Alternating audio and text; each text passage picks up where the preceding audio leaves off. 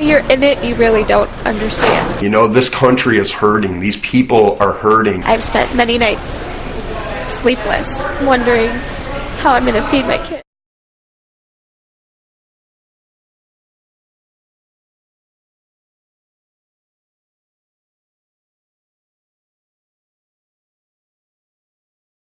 The U.S. Census says 46 million live in poverty.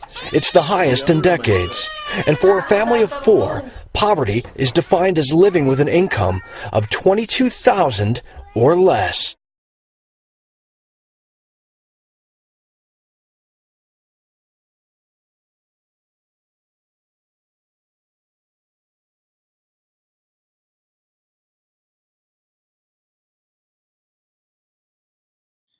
Poverty around the world is measured through income, housing, food, utility, clothing, education, and healthcare. This contributes to the person's overall quality of life. However, in the United States, we mainly measure poverty through income and consumption, which makes up the official poverty measure. This is based on a food basket threshold. Determined by setting the threshold at a percentage of the median household income, the relative measure is flexible to recent changes and developments in society. Iceland explains how relative measures can be deceptive over time, particularly during periods of economic growth and recession.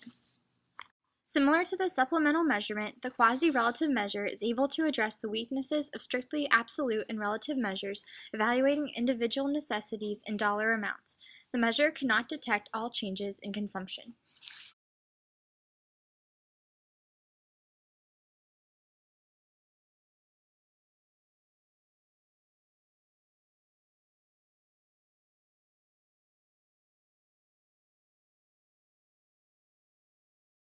The 34th percentile of median household resource spending reflects one standard deviation from the median in a typical distribution. In an attempt to improve the measurement of individual capability, expenditures are multiplied by 25%. The potential poverty measurement considers the additional factors not accounted for in a supplemental measure.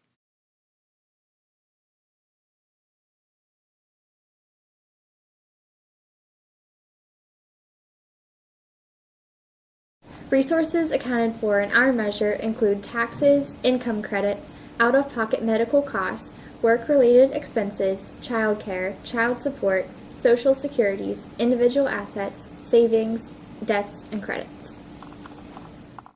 To best reflect the actual situation of those in poverty, the PPM excludes the following government benefits when setting the threshold. These resources are specifically excluded because they directly affect how poverty is measured, and without these resources, a baseline is formed for how benefits are allocated.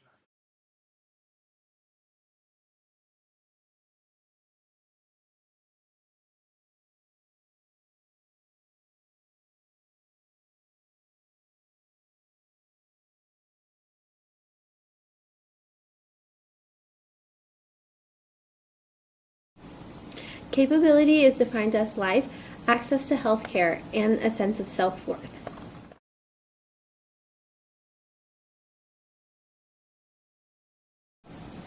Capability can be measured through a consensus survey using a qualitative questioning and statistical analysis to understand poverty. Participants will be surveyed with yes or no questions.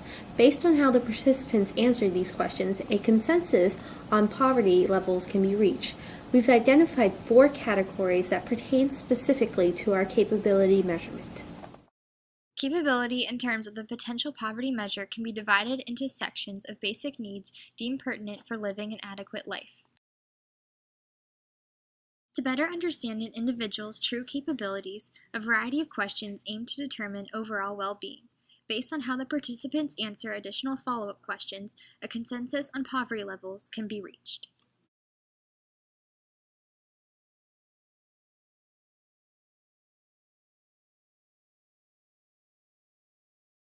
My name is Terry. I'm 42 years old. I'm a consultant for a resort in Orlando. I've lived with my wife and 6 children at this motel for a little over 2 years now.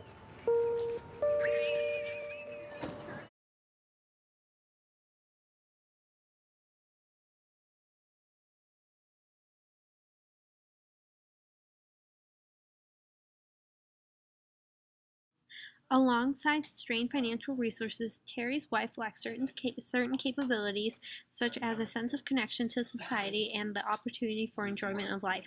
According to the PPM, they are defined as poor.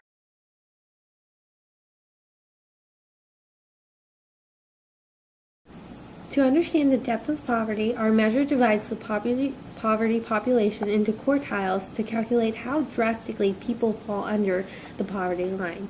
Measuring differences from the threshold for each individual or family indicates the seriousness of their circumstances. I'm Amber. I'm 21. I live in San Diego, California. I have two beautiful children, 1-year-old and a 3-year-old. And we've been in our car for 4 months here in San Diego.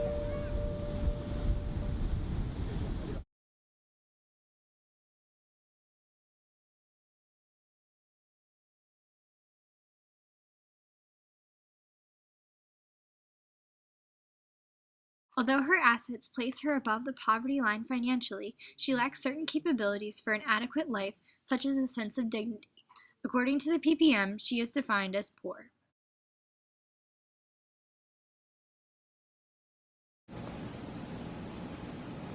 A supplemental poverty measure that also considers an individual's capabilities is able to reflect changes in tax and work support programs with annual calculations, account for varying household compositions, and reflect the ability to meet minimum living standards. While basing the threshold measurement on necessity spending, the economic status of the individual can accurately be viewed. Additional information about the overall well-being status evaluates the actual capability of the impoverished to achieve set goals and the ability to rise above the poverty threshold. This further enables them to attain a respected, dignified life.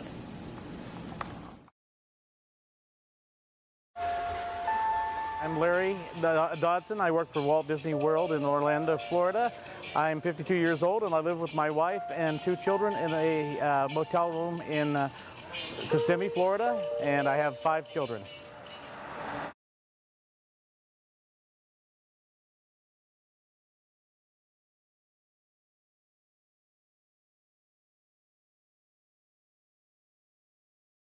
Although Larry has the capability of healthcare, his financial resources do not improve because of the high costs of treatment. He is considered poor in respect to the potential poverty measure.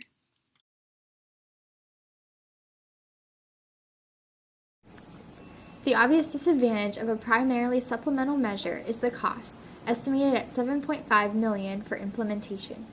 Blank explains in the supplemental poverty measure that Congress was asked to appropriate $5 million to the Census Bureau and $2.5 million to the Bureau of Labor Statistics in the 2011 and 2012 budgets, which is the cost of collecting the necessary data and producing and reporting the SPM on an annual basis. More complex than the official poverty measure, our potential poverty measure is comprised of in-depth statistical analysis that considers qualitative evaluations of a person's well-being. Due to the relative nature of the potential poverty measure, a moving poverty target is created that fluctuates with individual spending.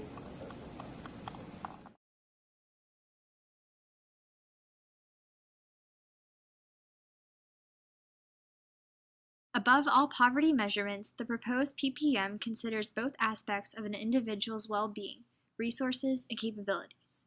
Therefore, this method of measurement provides an accurate evaluation of poverty and how to effectively confront the widespread issue.